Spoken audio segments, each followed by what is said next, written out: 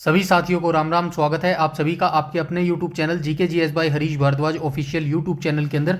India GK की जो हमारी सीरीज चल रही है HSSC 2026 के लिए, इसमें जो है आज हम क्लास नंबर 38 करने वाले हैं। इससे पहले मैं क्लास नंबर कंप्लीट 37 तक करवा चुका हूं। आई होप आपने जो है वीडियो सीक्वेंस वाइज देखी होगी, एक एक करके देखी होगी और पूरी वीडियो देखी होगी, जिससे आपको एक भी डाउट नहीं रहेगा और आपकी जो तैयारी है टॉप लेवल की जो है आपकी तैयारी हो जाएगी HSSC 2026 के लिए। ठीक है, तो पहला स्लॉट जो है हम खत्म कर चुके हैं। मैं आपको थोड़ा सा रिकॉल करवा देता हूं। ठीक है, पहला स्लॉट हम खत्म कर चुके हैं जिसके अंदर जो है हम हिस्ट्री, ज्योग्राफी और पॉलिटी तीनों सब्जेक्ट कर चुके हैं। इनके तीनों के लगभग जो है 550 प्लस क्वेश्चन जो है हम यहाँ पर कर चुके हैं। और जो दूसरा हमारा स्लॉट अब जो है स्टार्ट हो रहा है मेरे भाई। ठीक है, आज से हमारा दूसरा स्लॉट स्टार्ट हो चुका है और इसमें भी जो है 550 प्लस जो है क्वेश्चन हम करने वाले हैं हिस्ट्री, ज्योग्राफी और पॉलिटी को लेकर। और हमारा जो टारगेट था 1000 MCQ का हमारा टारगेट था, ये बहुत जल्द जो है हम कंप्लीट कर लेंगे। ये सिर्फ नंबर ऑफ संख्या है क्वेश्चनों की। ठीक है, एक्चुअल में जो नंबर ऑफ की संख्या है ना, वो मैं यहाँ पर बहुत ज़्यादा आपको करवा रहा हूँ। अगर कोई ध्यान से और पूरा देख रहा होगा इस वीडियो को तो ठीक है, आपको एग्जाम में पता चलेगा कितनी चीज़ें यहाँ से आई हैं इस फ्री इनिशिएटिव से मेरे भाई। ठीक है, तो चलिए आज के वीडियो को हम स्टार्ट कर लेते हैं। और जो है आज हम यहाँ पर क्या स्टार्ट करने वाले हैं, मध्यकालीन भारत स्टार्ट करने वाले हैं मेरे भाई। ठीक है, यहां पे लिख देता हूं मध्यकालीन भारत।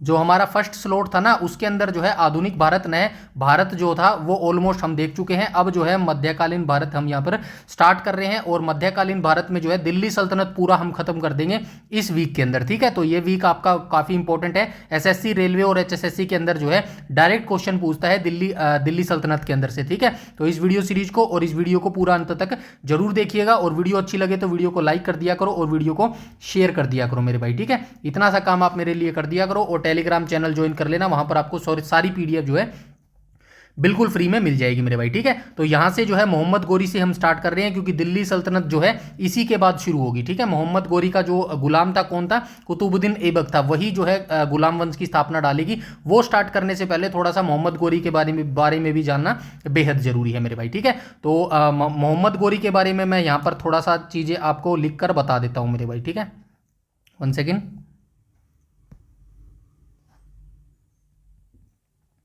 मोहम्मद गोरी, ठीक है, एक छोटा सा ओवरव्यू आपको दे देता हूं मोहम्मद गोरी के बारे में मेरे भाई। ठीक है, तो फर्स्ट पॉइंट आप मोहम्मद गोरी के बारे में क्या याद रखेंगे, भारत में तुर्क सत्ता का वास्तविक संस्थापक था। ठीक है,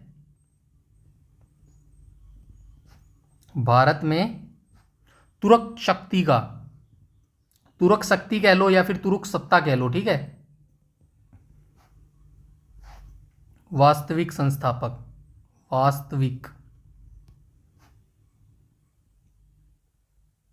ठीक है, ये थोड़ा सा टाइम जरूर लगेगा आपको पढ़ने में और देखने में, समझने में। ठीक है, लेकिन यकीन मानिएगा इससे बाहर आपका क्वेश्चन नहीं जाएगा। सारे मोहम्मद गोरी से जितने भी क्वेश्चन पूछे जाते हैं ना, इन ओवरव्यू जो मैं यहाँ पर लिख कर दे रहा हूँ ना, इससे बाहर नहीं जाएगा मेरे भाई। ठीक है, एक बार थोड़ा सा आप पेशेंस बनाने की कोशिश करो। ठीक है, पॉइंट नंबर 2 में आप क्या याद रखेंगे, पहला पॉइंट आप याद रखेंगे भारत में जो है तुर्क शक्ति या फिर तुर्क सत्ता का जो वास्तविक संस्थापक कौन था, वो मोहम्मद गोरी था मेरे भाई। ठीक है, इसका मूल नाम क्या था, मूल नाम जो है क्वेश्चन में भी आपको दिख रहा होगा। ठीक है, मूल नाम इसका क्या होता था, मुइजुद्दीन मोहम्मद बिन साम था मेरे भाई। ठीक है, ये पूछ लेता है कई बार, मुइजुद्दीन मोहम्मद साम मेरे भाई। ठीक है, मूल नाम जो है इसका ये होता था मेरे भाई। और ये कहां का शासक होता था, अफगानिस्तान का जो गौर क्षेत्र था ना, अफगानिस्तान का गौर क्षेत्र, ठीक है, वहां का ये शासक था। और किस वंश का शासक था, संसबनी का शासक था मेरे भाई। ठीक है, संसबनी वंश से जो है ये संबंधित रखता था। कोई बात नहीं, तीसरा पॉइंट यहां पर लिख देते हैं, अभी बहुत जगह पड़ी है हमारे पास। ठीक है, तो तीसरा पॉइंट ये देखिए, क्वेश्चन सारे यहां पर मोहम्मद गोरी के ही मिलेंगे, इसीलिए एक ओवरव्यू आपको देना बेहद जरूरी है मेरे भाई। ठीक है, तो तीसरा पॉइंट, इसका उद्देश्य क्या था मेरे भाई। ठीक है, इसका उद्देश्य मेन क्या था, मोहम्मद गोरी जो था इसका मेन उद्देश्य क्या था, इसका मेन उद्देश्य था भारत में स्थायी मुस्लिम साम्राज्य, भारत में स्थायी मुस्लिम साम्राज्य। ठीक है, ये इसका वास्तविक उद्देश्य होता था, क्योंकि मोहम्मद गोरी इससे पहले कौन था, महमूद गजनवी आया था, लेकिन उसका जो उद्देश्य था ना वो केवल जो है भारत को लूटना चाहता था, भारत से जो है सोना चांदी धन धान्य जो है लूट कर अपने वहां ले गया था मेरे भाई। ठीक है, लेकिन जो ये मोहम्मद गोरी था इसका उद्देश्य लूटना नहीं था, इसका उद्देश्य जो है भारत में स्थायी सत्ता जो है करना, ये इसका मेन उद्देश्य था। ठीक है, इसके बाद फोर्थ पॉइंट में आप क्या याद रखेंगे, प्रथम आक्रमण। प्रथम आक्रमण कब किया था इसने, 1175 में हुआ, 1175 में जो है इसने प्रथम आक्रमण किया था मेरे भाई। ठीक है, कहां पर किया था, मुल्तान में किया था, डायरेक्ट पूछता है मेरे भाई। ठीक है, पहला आक्रमण जो है इसने मुल्तान पर किया था। इसकी पहली हार कब हुई थी, यहां पे 5वां पॉइंट लिख देता हूं, पहली हार। ठीक है, पहली हार इसकी कब हुई थी, 1178 में जो है इसकी पहली हार हुई थी, और जो है किसने इसको हराया था, तो चालुक्य राजा होता था मूलराज द्वितीय। चालुक्य राजा होता था मूलराज द्वितीय, मूलराज सेकंड। ठीक है, इसने जो है 1178 में जो है इसको हरा दिया था। उसके बाद छठा पॉइंट आप याद रखेंगे, 1191 को कौन नहीं जानता। सातवां पॉइंट आप जो है जानते होंगे, 1192 के बारे में भी आप बहुत अच्छे से जानते होंगे, क्योंकि एचएसएससी वाले बच्चे, हरियाणा के बच्चे जो है 1191-92 के बारे में बहुत अच्छी तरीके से जानते हैं। लिखूंगा नहीं, वैसे बता देता हूं, 1191 में जो है गोरी और पृथ्वीराज के चौहान के बीच में जो है युद्ध हुआ था। बस कहां पर हुआ था, हरियाणा में हुआ था, और हरियाणा का एग्जैक्ट लोकेशन आप मुझे फटाफट से कमेंट सेक्शन में बता दो, हरियाणा के किस जिले को जो है किस जिले में जो है ये युद्ध हुआ था मेरे भाई। ठीक है, सेम लोकेशन 1192 की थी, हरियाणा के अंदर।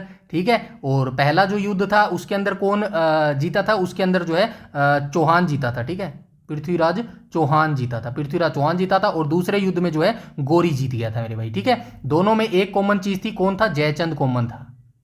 जयचंद को क्यों कॉमन था, क्योंकि पहले युद्ध में जयचंद ने चौहान का साथ दिया था, और दूसरे युद्ध में जो है जयचंद ने गोरी का साथ दिया था। इनका जो है एक कॉमन जो है वो होता था, क्या होती थी, इनकी बेटी होती थी। ठीक है, इनकी बेटी, बेटी कैसे लिखेंगे, ऐसे लिखेंगे,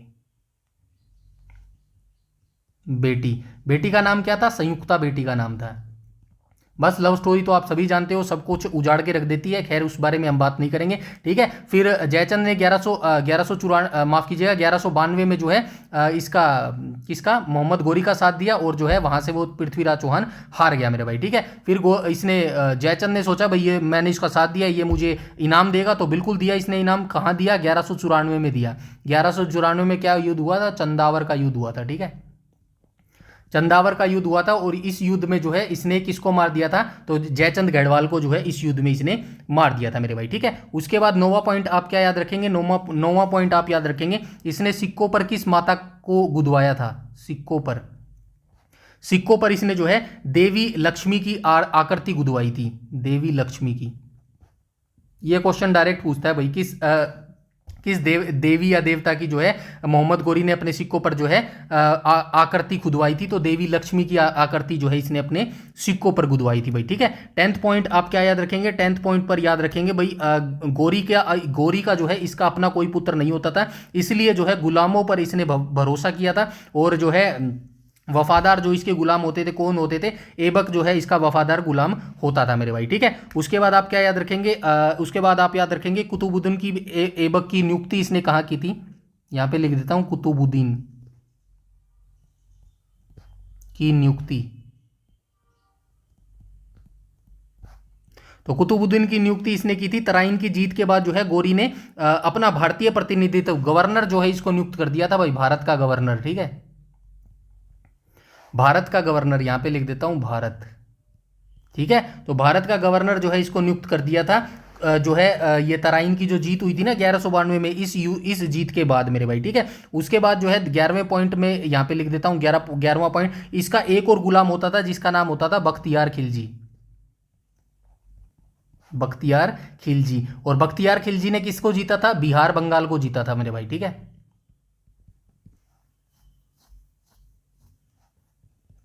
बिहार बंगाल, नालंदा विश्वविद्यालय को इसने तोड़फोड़ कर दिया था। और ये इस जीत के बारे में जो है, ये जो बिहार बंगाल की जीत थी ना, इस जीत के बारे में मोहम्मद गोरी को भी नहीं पता था कि यहां तक हम जीत सकते हैं, क्योंकि वो दिल्ली तक ही आना चाहता था मेरे भाई। ठीक है, लेकिन ये बख्तियार जो खिलजी था ये काफी जो है इंपॉर्टेंट शासक था और काफी शक्तिशाली भी था, इसने जो है बिहार बंगाल को भी जीत लिया था मेरे भाई। ठीक है, उसके बाद भाई आप क्या याद रखेंगे, अंतिम अभियान याद रखो, 12वें पॉइंट में इसका क्या था, अंतिम अभियान। अंतिम अभियान कब हुआ था? अंतिम अभियान 1205 में हुआ था मेरे भाई।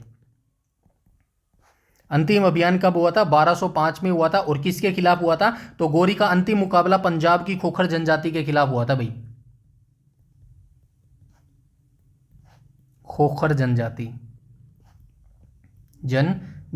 इनके खिलाफ जो है ये इसका जो है अंतिम अभियान हुआ था। और उसके बाद अंतिम पॉइंट आप याद रखेंगे, इसकी मृत्यु कब हुई थी? 1500 कह रहा हूं, 1206 में इसकी मृत्यु हो गई थी मेरे भाई। ठीक है, 1206 में इसकी मृत्यु हो गई थी भाई। और जब ये गजनी लौट रहा था तो झेलम के पास झेलम नदी जो थी ना, उसके स्थान पर जो है नमाज पढ़ते समय जो है इसकी मृत्यु हो गई थी मेरे भाई। ठीक है, इतनी चीजें आप जरूर याद रखेंगे किसके बारे में? मोहम्मद गोरी के बारे में। और ये मोहम्मद गोरी का पूरा टॉपिक का जो रिवीजन है ना, मैंने यहां पर करवा दिया है पिंक पेन से। जितनी भी चीजें लिखी गई है ना, यकीन मानिए मोहम्मद गोरी के बारे में यहीं से क्वेश्चन पूछता है। एसएससी ले लो, रेलवे ले लो, एचएसएससी ले लो, इवन DSSB की भी तैयारी कर रहे हैं ना, तो इससे बाहर मोहम्मद गोरी का क्वेश्चन नहीं जाएगा। ऐसे तो अगर आप मोहम्मद गोरी के बारे में पढ़ना चाहोगे ना डिटेल से, तो मध्यकालीन भारत की किताबों में बड़े लंबे चौड़े जो टॉपिक्स मिलेंगे ना, 4-4, 5-5, 8-8, 10-10 पेज का ये पूरा एक टॉपिक मिलेगा। उतना आपको नहीं पढ़ना है क्योंकि यूपीएससी की तैयारी आप नहीं कर रहे हो मेरे भाई। ठीक है, वनडे एग्जाम्स में इतना ही आपसे पूछा जाता है, बार बार घुमा फिरा के यही क्वेश्चन जो है आपसे पूछ लेता है। अब एक क्वेश्चन मैं आपसे पूछ लेता हूं, इतना बताने के बाद आई होप आपको पता होगा मेरे भाई। ठीक है, एक क्वेश्चन जो एसएससी में जो है बहुत बार पूछा जाता है, तो आपसे पूछता हूं भाई, जो है भारत में, ऑप्शन भी दूंगा डोंट वरी, भारत में मुस्लिम सत्ता, ठीक है, मुस्लिम सत्ता, मुस्लिम साम्राज्य कह लो कोई बात नहीं, का वास्तविक संस्थापक कौन था? ठीक है, ऑप्शन भी दे देता हूं, चलो ऑप्शन नंबर ए हो जाएगा, क्या हो जाएगा? मोहम्मद गोरी हो जाएगा, मोहम्मद गोरी हो जाएगा। और ऑप्शन बी आपको दे देता हूं, ऑप्शन बी कुतुबुद्दीन ऐबक, कुतुबुद्दीन ऐबक। ठीक है, इन दोनों में से ऑप्शन में से आप मुझे बताओ कमेंट सेक्शन में आंसर करके, भारत में मुस्लिम साम्राज्य का वास्तविक संस्थापक कौन था मेरे भाई। ठीक है, तो इतनी जानकारी आई होप मोहम्मद गोरी के बारे में आपको पता होना चाहिए। मोहम्मद गोरी के जो टॉपिक था ना, कंप्लीट टॉपिक था, वो मैंने एक ही वीडियो के अंदर इसी में अंदर खत्म कर दिया है। बट डोंट वरी, उससे रिलेटेड सारे क्वेश्चन जो है हम यहाँ पर एक एक करके अब देखने वाले हैं मेरे भाई। ठीक है, तो चलिए क्वेश्चन नंबर फर्स्ट के ऊपर चलते हैं। क्वेश्चन नंबर फर्स्ट में क्या बोला गया है, यहाँ पे देखो क्वेश्चन नंबर फर्स्ट है, मोहम्मद गोरी जिसका नाम था, वास्तविक मूल नाम क्या था? मोइजुद्दीन मोहम्मद बिन साम था। यह कहाँ का शासक था? तो मोहम्मद गोरी जो था कहाँ का शासक था? ऑब्वियसली गौर का शासक होता था। ऑप्शन नंबर बी यहाँ पर जो है बिल्कुल करेक्ट हो जाएगा। गजनी का शासक कौन होता था? तो महमूद जो गजनवी होता था ना, गजनवी, वो जो है गजनी का शासक होता था। और जैसे ही गजनी धीरे धीरे जो है टूटना फूटना स्टार्ट हुआ या फिर अपनी सत्ता खोता हुआ चला गया, उसके बाद जो उदय हुआ वो मोहम्मद गोरी यानी कि गौर का जो है उदय हुआ था मेरे भाई। ठीक है, तो क्वेश्चन नंबर फर्स्ट का right option option number B होगा। थोड़ा सा डिटेल से फिर से बता देता हूं, व्याख्या की बात करूं तो मोइजुद्दीन मोहम्मद बिन साम, जिसको इतिहास में मोहम्मद गोरी के नाम से जाना जाता है, आधुनिक जो वर्तमान अफगानिस्तान है ना, उसका गौर जो क्षेत्र था ना, वहां का जो है ये शासक होता था मेरे भाई। ठीक है, और गौर साम्राज्य के उदय की बात करूं तो कब हुआ था? तो 12वीं शताब्दी के उत्तरार्ध में, मतलब 12वीं शताब्दी थी ना, उसके आसपास जब गजनी साम्राज्य का पतन होने लगा था ना, उसके बाद गौर के शासकों ने अपनी शक्ति जो है बढ़ानी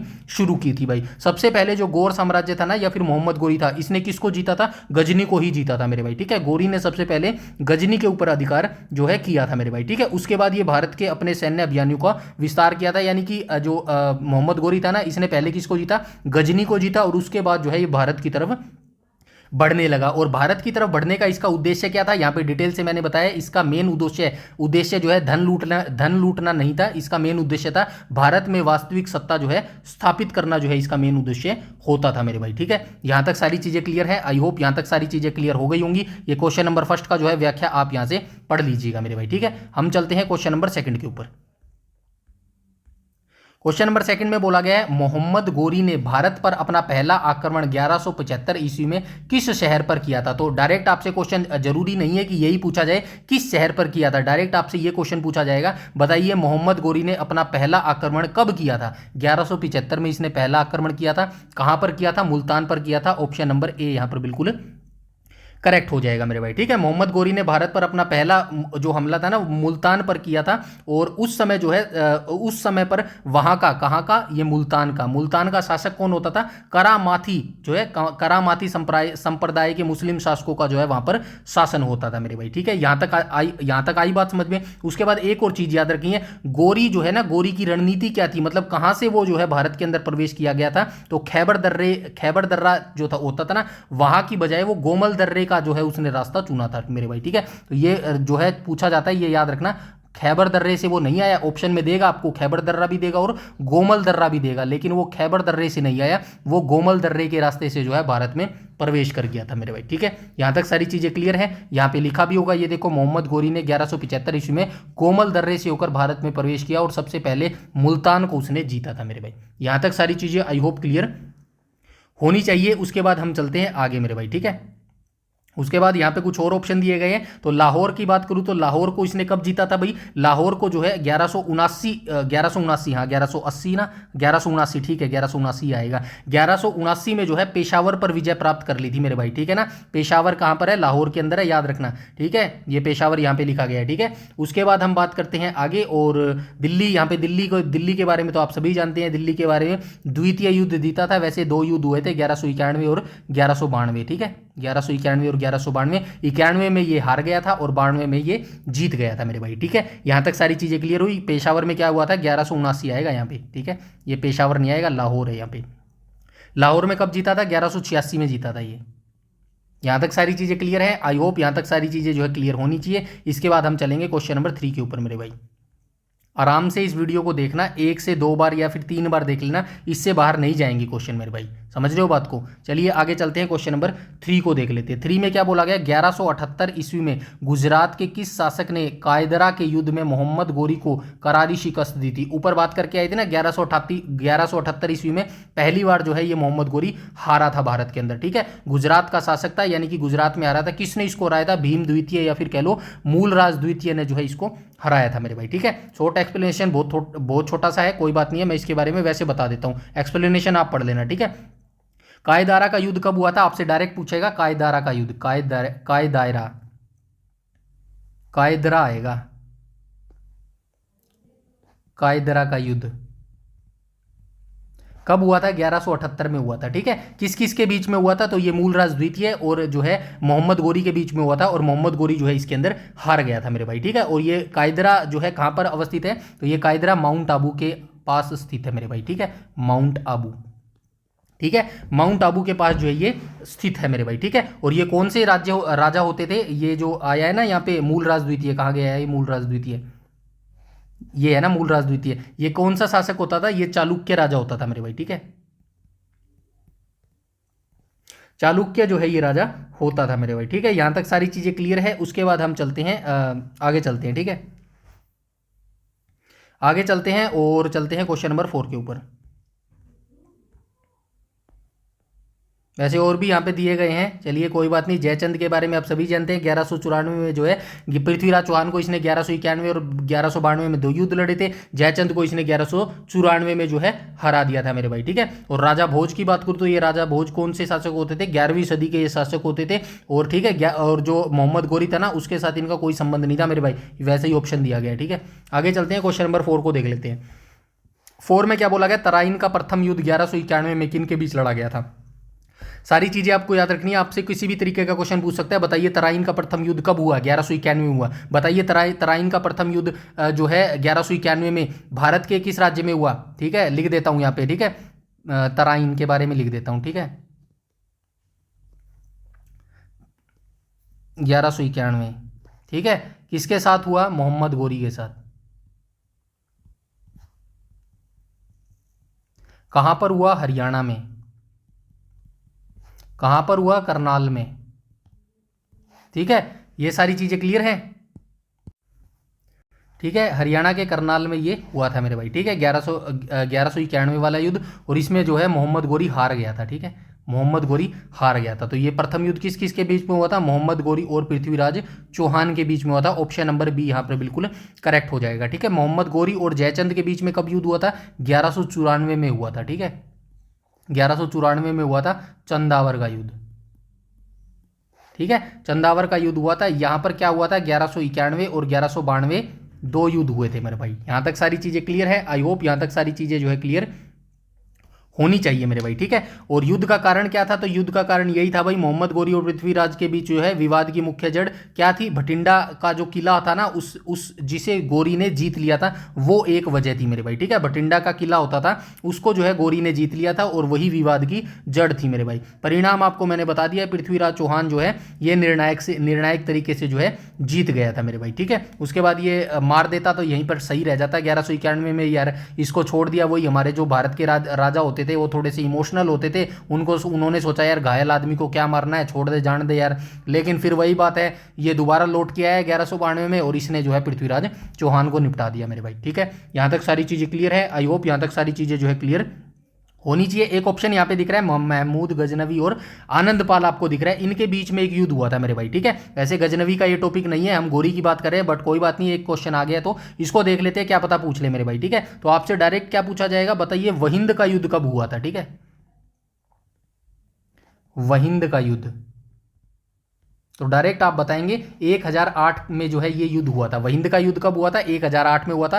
किस किस के बीच में हुआ था, महमूद गजनवी और आनंदपाल के बीच जो है ये युद्ध हुआ था मेरे भाई, ठीक है। ऐबक और इल्तुतमिश के बारे में आप अच्छे तरीके से जानते हैं। वैसे ज़्यादातर बातें हम कब करेंगे, इससे नेक्स्ट वीडियो यानी कि जो कल वीडियो आएगा ना, उसके अंदर हम दिल्ली सल्तनत का जो है शुरुआत कर देंगे, कुतुबुद्दीन ऐबक के बारे में वहाँ पे स्टार्ट कर देंगे। कुतुबुद्दीन ऐबक क्या था, कुतुबुद्दीन ऐबक किसका गुलाम था, तो ये मोहम्मद गोरी का गुलाम था। इल्तुतमिश किसका गुलाम था, कुतुबुद्दीन ऐबक का गुलाम था। इसीलिए इल्तुतमिश को क्या कहा जाता था, गुलामों का गुलाम बोला जाता था। गुलामों का गुलाम इसको बोला जाता था। किसको बोला जाता था, इल्तुतमिश को बोला जाता है मेरे भाई, ठीक है। यहां तक सारी चीजें आई होप क्लियर होनी चाहिए। इसके बाद हम चलते हैं क्वेश्चन नंबर 5 के ऊपर। क्वेश्चन नंबर 5 के बारे में बताने की जरूरत नहीं है। 1192 का परिणाम क्या रहा, तो पृथ्वीराज चौहान की विजय हुई, नहीं मोहम्मद गोरी की विजय हुई, बिल्कुल सही है। ऑप्शन नंबर बी यहां पर बिल्कुल करेक्ट हो जाएगा मेरे भाई, ठीक है। इसके बारे में ज्यादा बताने की जरूरत नहीं है। उसके बाद हम चलते हैं क्वेश्चन नंबर 6 के ऊपर चलते हैं। क्वेश्चन नंबर 6 में क्या बोला गया, चंदावर का युद्ध 1194 में मोहम्मद गोरी और किस राजपूत राजा के बीच में जो है लड़ा गया था। तो सबसे पहले आपको याद रखना है, चंदावर का युद्ध कब लड़ा गया था, 1194 में लड़ा गया था। किस किस के बीच में लड़ा गया था, तो ये जयचंद गढ़वाल और जो है मोहम्मद गोरी के बीच में लड़ा गया था। तो राइट ऑप्शन क्या हो जाएगा, कन्नौज के जयचंद थे, ठीक है। ऑप्शन नंबर सी यहां पर बिल्कुल करेक्ट हो जाएगा मेरे भाई, ठीक है। तो तराइन का द्वितीय युद्ध जो है मोहम्मद गोरी ने भारत के भीतरी भागों में विस्तार करना जो है शुरू कर दिया था, और उसके बाद जो है जो जयचंद गढ़वाल था इसके ऊपर भी जो है उसने आक्रमण कर दिया था मेरे भाई, ठीक है। युद्ध कहाँ लड़ा गया था, तो युद्ध जो है आगरा के पास यमुना नदी के तट पर जो है चंदावर नामक स्थान पर जो है यह युद्ध लड़ा गया था। और रिजल्ट क्या निकला था, जयचंद की हार हो गई थी और जो है इसमें मोहम्मद गोरी जो है जीत गया था मेरे भाई, ठीक है। यहां तक सारी चीजें क्लियर है। उसके बाद राजा दाहिर बताना पड़ेगा क्या, सारी चीजें बताऊंगा तो फिर वीडियो भी लंबा हो जाएगा ना, रहने दूं क्या। चलिए ये बता देता हूं, राजा दाहिर के बारे में बता देता हूं। कहाँ का शासक था, सिंध का शासक था, ठीक है, सिंध का शासक। हर चीज़ तो मैं भी नहीं बता सकता ना यार, चलिए कोई बात नहीं, ये बता देता हूँ। राणा सांगा और इनके बारे में हम फिर कभी देख लेंगे मेरे भाई, ठीक है। तो सिंध का शासक कौन होता था, राजा दाहिर जो है सिंध का शासक होता था। 712 ईस्वी में इसने किसको हराया था, तो मोहम्मद बिन कासिम ने जो है हराया था मेरे भाई, ठीक है। याद रखना, ये जो सिंध का शासक होता था ना राजा दाहिर, इसको किसने हराया था, इसको हराया था भाई मोहम्मद बिन कासिम ने। कब हराया था, 712 ईस्वी में हराया था। मोहम्मद कैसे लिखेंगे यार,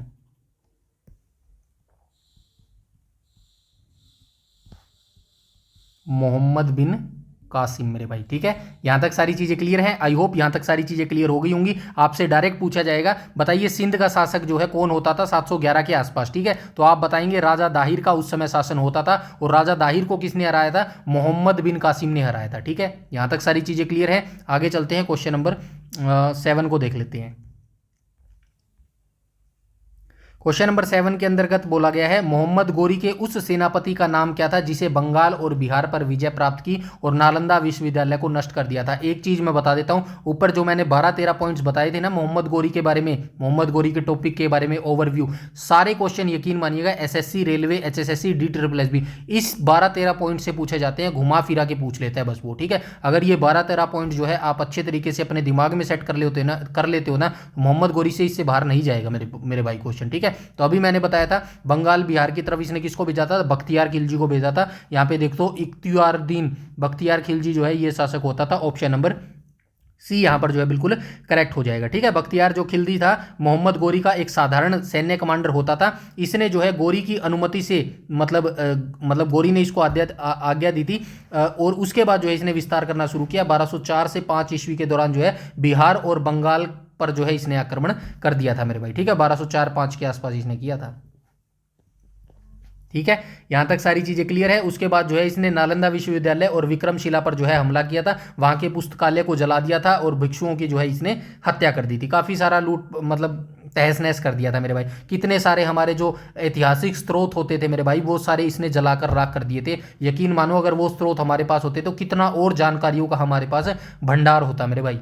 चलिए कोई बात नहीं, आगे चलते हैं।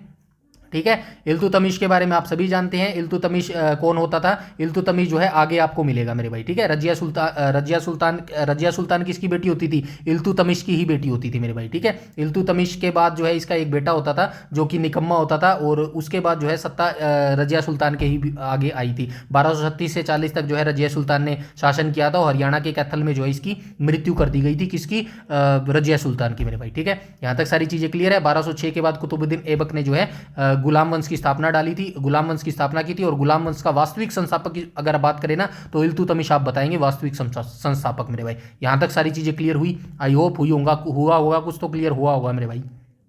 चलिए आगे चलते हैं, प्रश्न नंबर 8 पर चलते हैं। ठीक है, प्रश्न नंबर 8 में क्या बोला गया? मोहम्मद गोरी ने अपने भारतीय विजित प्रदेशों का संरक्षण और शासन किसे सौंपा था? अभी बता के आया हूं। जो गवर्नर इसने किसको नियुक्त किया था? कुतुबुद्दीन ऐबक को जो है इसने गवर्नर नियुक्त कर दिया था। ऑप्शन नंबर बी यहां पर बिल्कुल करेक्ट हो जाएगा मेरे भाई। ठीक है, कुतुबुद्दीन ऐबक जो है मोहम्मद गोरी का सबसे वफादार और जो है योग्य जो है गुलाम होता था। इसके बाद जो है आप सभी जानते हैं तराइन का दूसरा युद्ध हुआ था 1192 में। इसकी जीत के बाद जो है वो वापस जो है अपने गौर क्षेत्र में जो है लौट गया था। तो उसने भारत के जितने भी क्षेत्र जीते थे ना उन सभी को जो है इंद्रप्रस्थ मुख्यालय मतलब जो हेडक्वार्टर होता था ना वो दिल्ली को बना दिया था और वहां का जो है गवर्नर किसको नियुक्त किया था? ऐबक को जो है गवर्नर जो है नियुक्त किया था मेरे भाई। ठीक है, राज्याभिषेक की बात करूं तो 1206 में गोरू की मृत्यु के बाद जो है ऐबक ने खुद को स्वतंत्र राज्य घोषित कर लिया और गुलाम वंश की स्थापना कर दी। बस इतनी सी चीज आपको याद रखनी है यार, सिंपल सी चीज है कहानी के तौर पर। चलिए आगे चलते हैं क्वेश्चन नंबर 9 के ऊपर। क्वेश्चन नंबर 9 में क्या बोला गया? मोहम्मद गोरी के कुछ सिक्कों पर कुछ हिंदू देवी की आकृति अंकित मिलती है। तो ये भी मैंने बताया था, देवी लक्ष्मी की आकृति जो है एक तरफ उसने अपना जो है आकृति गुदवाई थी और दूसरी तरफ उसने जो है हिंदू जो देवी होती थी लक्ष्मी की आकृति जो है वो गुदवाई थी।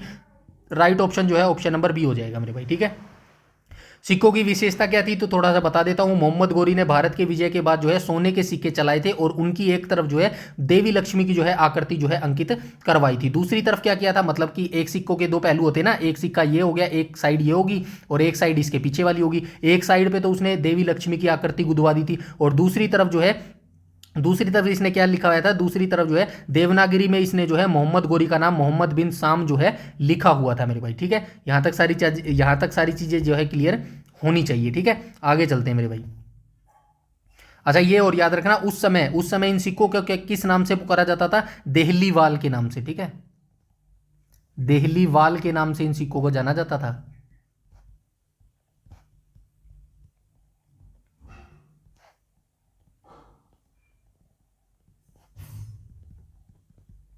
ठीक है, देहलीवाल मतलब दिल्ली से मिलता जुलता इसने नाम रखा था। ठीक है, आगे चलते हैं भाई, ये व्याख्या यहां से देख लेना। आगे चलते हैं, क्वेश्चन नंबर 10 को देख लेते हैं। 10 में बोला गया है मोहम्मद गोरी की हत्या 1206 में किस स्थान पर की गई थी? तो यह भी मैंने बताया था। इसका जो अंतिम अभियान था वो कब था? 1205 में इसका अंतिम अभियान था। किसके खिलाफ था? खोखर जनजाति के खिलाफ जो है इसका अभियान था मेरे भाई। ठीक है, तो याद रखना 1206 ईस्वी में मोहम्मद गोरी भारत के खोखर जाटों के विद्रोह को दबाकर जो है वापस गजनी लौट रहा था। तब रास्ते में उसे सिंधु नदी के किनारे दयमक नामक स्थान पर जो है अपना पड़ाव डाला था मेरे भाई। ठीक है, दयमक याद रखना ये स्थान, दयमक नामक स्थान पर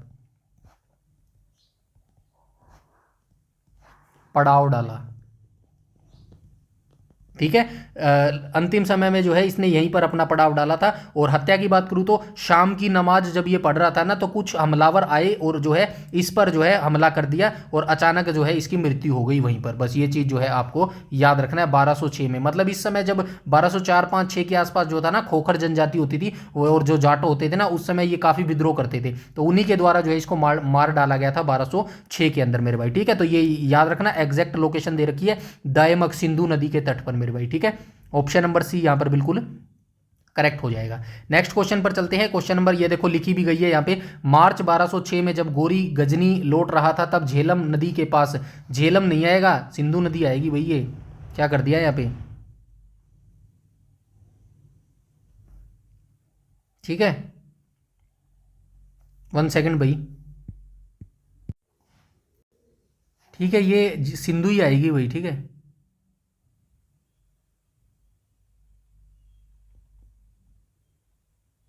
इसको आप रिमूव कर लेना, ठीक है, यहाँ पे सिंधु लिख लेना।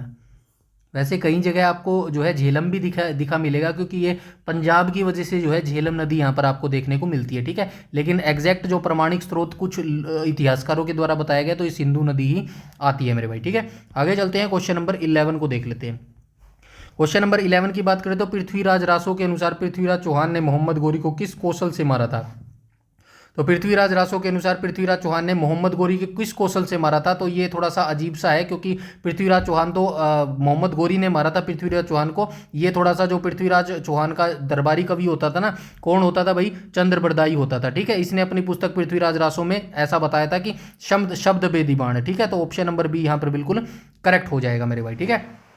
किस कौशल से मारा था, तो ये शब्द भेदी बाण से मारा था, लेकिन ऐसा नहीं था। इसके बाद भी काफ़ी समय तक जो है पृथ्वीराज चौहान तो यहीं मर गया था 1192 में। उसके बाद ये मोहम्मद गोरी कब मरा, तो मोहम्मद गोरी 1206 में मरा। और कैसे मरा, खोखर जनजातियों ने जो है इसको मारा था, ये नमाज पढ़ते हुए, ठीक है। ये तो अपनी पुस्तक में इसने लिख रखा है, इसीलिए बस याद रखना है, शब्द भेदी बाण से जो है इसने मारा था मेरे भाई, ठीक है। यहाँ तक सारी चीज़ें क्लियर हुई। आगे चलते हैं, क्वेश्चन नंबर, ठीक है, द्वारा रचित के अनुसार पृथ्वीराज शब्द प्रमाण चलाया था।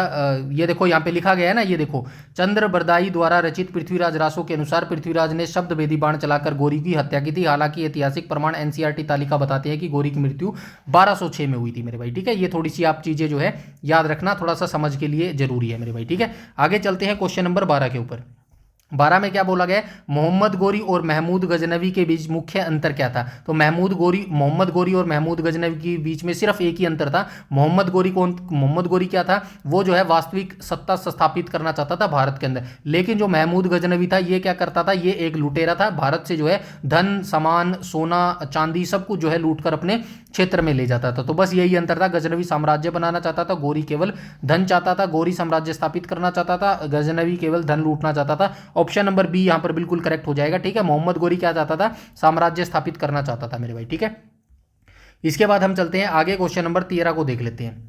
13 में क्या बोला गया, तराइन के युद्ध के मैदान वर्तमान में भारत के किस राज्य में स्थित है। देखो आ गया ना क्वेश्चन, ऐसे ही क्वेश्चन पूछता है मेरे भाई एसएससी और रेलवे के अंदर। आप हरियाणा से हो ना, आपको पता है करनाल में युद्ध लड़ा गया था 1192 1191 में, ये आपने रट रखा है। लेकिन एसएससी वाले जो बच्चे होते हैं वो स्पेसिफिक एक हिसार हरियाणा को करनाल को नहीं याद रखते मेरे भाई, ठीक है। वो सिर्फ इतना ही याद रखते हैं हरियाणा में जो है ये युद्ध लड़ा गया था, इसीलिए क्वेश्चन ये सारे इंपॉर्टेंट है मेरे भाई, ठीक है। आपको लग रहा होगा क्या यार 1191 ये तो हमें पता है, क्योंकि आप पढ़ते ही इतना हो मेरे भाई, दो ही युद्ध पढ़ते हो आप, पृथ्वीराज चौहान और मोहम्मद गोरी का 1191 और 1192 मेरे भाई, ठीक है। तो तराइन के युद्ध के मैदान में वर्तमान में भारत के किस राज्य में स्थित था, हरियाणा जो है राज्य था, और हरियाणा के करनाल में ये युद्ध लड़ा गया था, ठीक है। करनाल के युद्ध लड़ा गया था, और तरावड़ी क्षेत्र था, तराइन तरावड़ी, ये आपने सुना होगा मेरे भाई, ठीक है।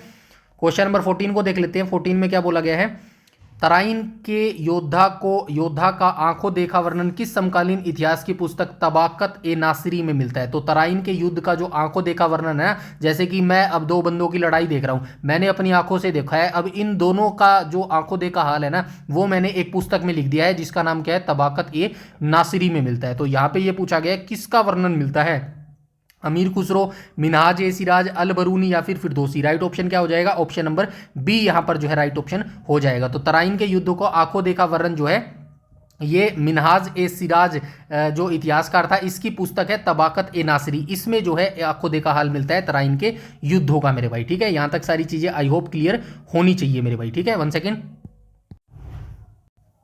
अच्छा, ये जो इसने पुस्तक लिखी थी ना, कहाँ गई है, नासिरे, ये पुस्तक, ठीक है। इसकी लैंग्वेज आप याद रखना भाई, तबाकत ए नसीरी, ये किस लैंग्वेज में लिखी गई थी, तो ये भाई फारसी में लिखी गई थी मेरे भाई, ठीक है। ये चीज आप याद रखना। कहाँ गया,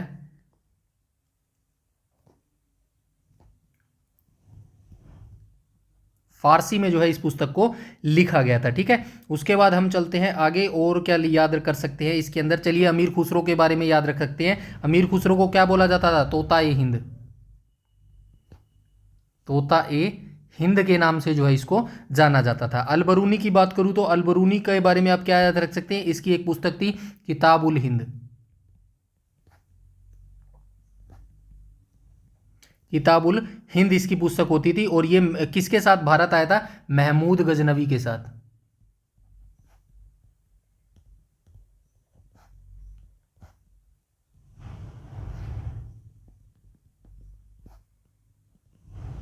ठीक है, महमूद गजनवी के साथ ये भारत आया था। और तोता ए हिंद ये अमीर खुसरो का नाम था। और ये किस समय जो है भारत के अंदर था? तो ये अलाउद्दीन खिलजी के समय का है मेरे भाई। ठीक है,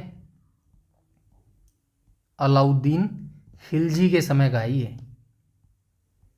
और क्या रह गया? फिरदौसी रह गया। तो इसने क्या किसकी रचना की थी? शाहनामा की शाहनामा, शाहनामा, शाहनामा की रचना किसने की थी? फिरदौसी की रचना की थी मेरे भाई। ठीक है, और ये किसके दरबारी का कवि था? गजनवी के दरबार का ये कवि होता था मेरे भाई, गजनवी दरबार का कवि। यहां तक सारी चीजें क्लियर हुई। चलते हैं नेक्स्ट क्वेश्चन, क्वेश्चन नंबर 15 पर चलते हैं। 15 में क्या बोला गया है? मोहम्मद गोरी को भारत में किस नाम से भी जाना जाता है? तो मोहम्मद गोरी को भारत में शिहाबुद्दीन के नाम से जाना जाता है। शिहाबुद्दीन ऑप्शन नंबर ए यहां पर बिल्कुल करेक्ट हो जाएगा। ठीक है, इसकी बात करूं तो मोहम्मद गोरी का पूरा नाम क्या था? पहले ही क्वेश्चन में देखा था। मोहम्मद गोरी का पूरा नाम क्या होता था? मुइजुद्दीन मोहम्मद बिन साम, मुइजुद्दीन मोहम्मद बिन साम। ठीक है, ये इसका जो है नाम होता था। और सिंहासन के बैठने से पहले उसे शिहाबुद्दीन के नाम से जाना जाता था मेरे भाई। ठीक है, सिंहासन